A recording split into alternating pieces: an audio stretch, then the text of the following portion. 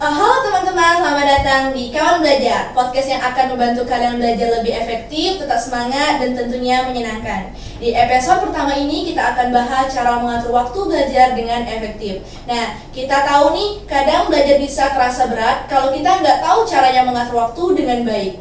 Pasti ada yang sering merasa, kenapa ya? Waktu belajar kok rasanya nggak cukup?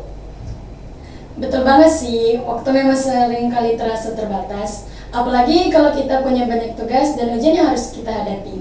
Tapi jangan khawatir, di episode kali ini kita punya beberapa tips yang bisa membantu teman-teman untuk lebih produktif dalam mengatur waktu belajar.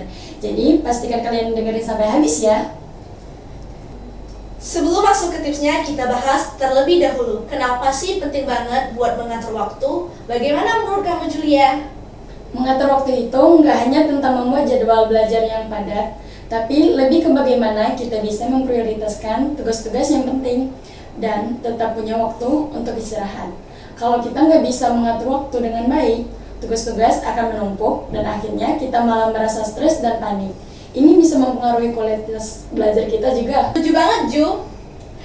Kalau waktu kita terorganisir, kita bisa lebih fokus dan gak gampang kebingungan. Jadi kita bisa menyelesaikan tugas dengan lebih efisien dan mengurangi rasa stres. Pertama adalah membuat jadwal harian. Jadwal harian ini bukan cuma buat ngatur waktu belajar, tapi juga waktu istirahat dan aktivitas lainnya, seperti makan dan tidur. Kuncinya adalah konsisten. Kalau teman-teman bisa disiplin dengan jadwal yang sudah dibuat, waktu belajar akan terasa lebih produktif. Iya, itu betul banget. Cobalah buat jadwal belajar yang realistis, misalnya belajar 45 menit, kemudian istirahat 10-15 menit. Jangan sampai kelelahan ya, istirahat itu penting supaya otak kita bisa lebih fresh. Bener banget sih, ada juga teknik yang mengharuskan kita belajar selama 25 menit penuh. Lalu istirahat 5 menit, dan setelah 4 sesi belajar, baru deh istirahat lebih lama, sekitar 15-30 menit. Ini terbukti efektif buat menjaga fokus dan produktif kita. Wah, setuju banget. Bagaimana kalau yang tips yang kedua? Tips yang kedua adalah prioritaskan tugas yang paling penting dan mendesak. Kadang kita suka bingung mau mulai dari mana ya. Nah, penting untuk mengenali mana tugas yang deadline-nya dekat, mana yang butuh waktu lebih lama, dan mana yang bisa dikerjakan nanti. Kalau ada tugas besar, baca jadi bagian kecil agar nggak terasa berat. Ya, seringkali tugas besar itu bikin kita merasa overwhelmed kan? Makanya, coba bagi tugas itu jadi bagian lebih kecil. Misalnya, kalau kamu punya proyek besar, bisa bagi jadi beberapa bab atau subtopik. Jadi, nggak terasa banyak banget dan bisa diselesaikan satu persatu. Betul, Arsy. Dengan membagi tugas, kita juga bisa lebih gampang nge-track progres kita. Selain itu, jangan lupa untuk tetap fleksibel dan menjalankan jadwal.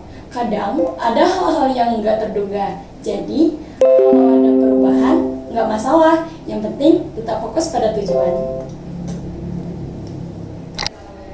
Nah, kita masuk tips yang ketiga.